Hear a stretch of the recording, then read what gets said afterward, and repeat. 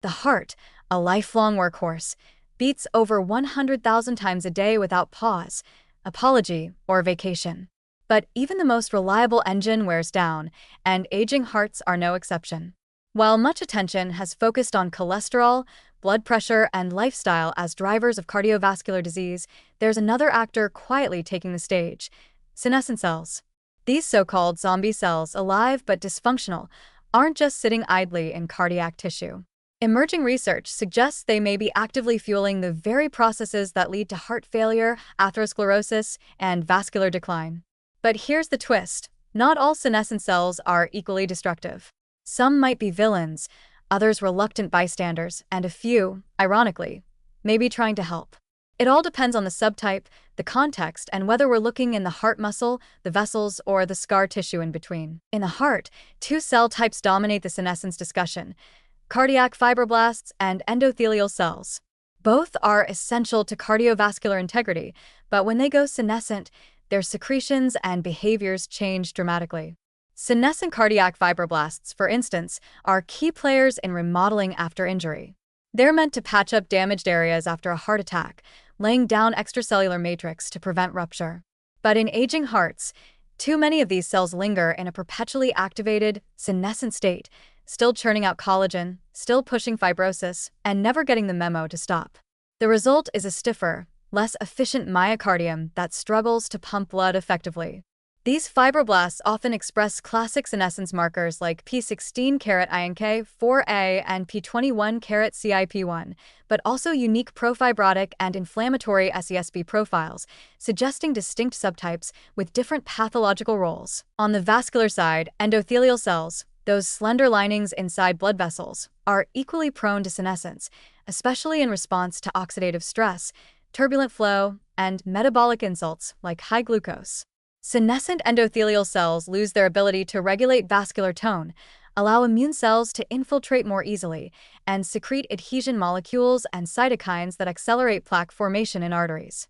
In atherosclerosis, these cells may act as accelerants, not just passively dysfunctional, but actively promoting the inflammatory microenvironment that fuels lipid deposition, immune cell recruitment, and eventual plaque rupture.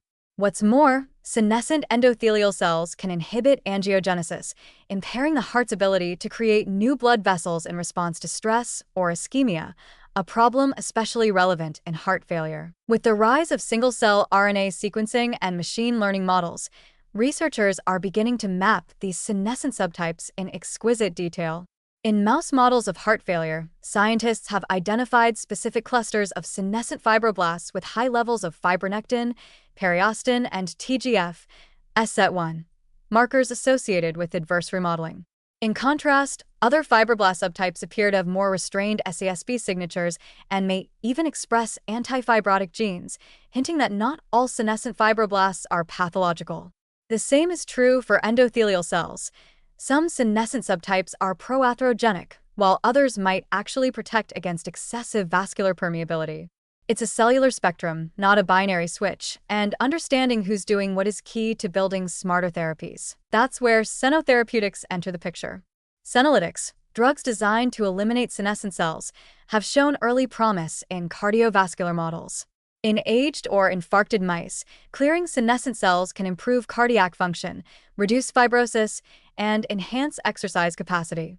But if we indiscriminately wipe out all senescent cells, we may disrupt processes like post-injury repair or scar stabilization.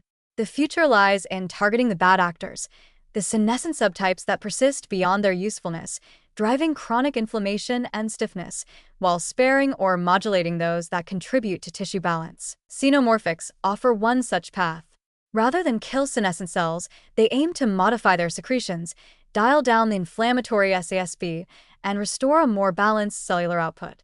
In the heart, this might mean reducing fibroblast-driven collagen deposition without fully eliminating cells needed for repair. Alternatively, gene editing or RNA-based approaches could reprogram certain senescent subtypes away from pathological profiles, nudging them into a quiescent or reparative state.